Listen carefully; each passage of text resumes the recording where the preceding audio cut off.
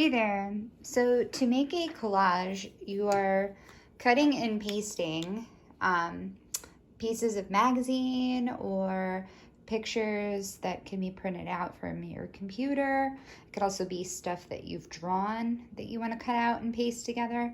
But all collaging is cutting and pasting.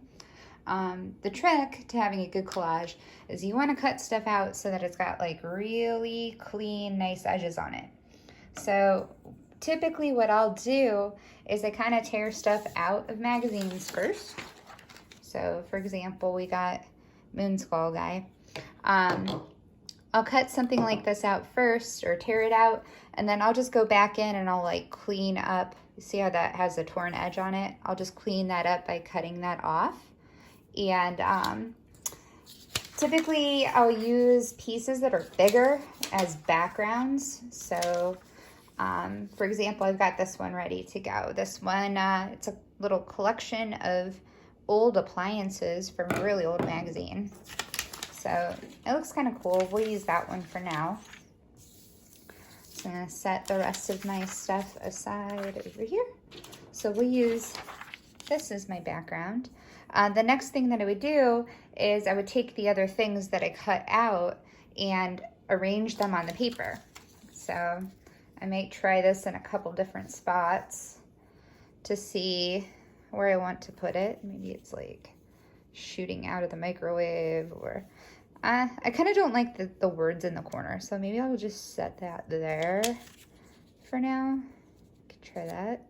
And then I've got this banana that I cut out too, so I could do something funny like make it coming out of the microwave like that even.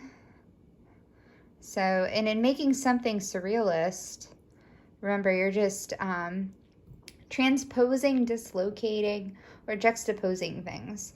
So when I've got stuff in my collage like this, obviously that banana is huge, right? So, and it's not supposed to be coming out of a microwave. We typically don't microwave bananas, especially not ones of that size. So you can tell that there are some things that are surrealist and out of place in this image now. So what I would do at this point is I would take my glue stick.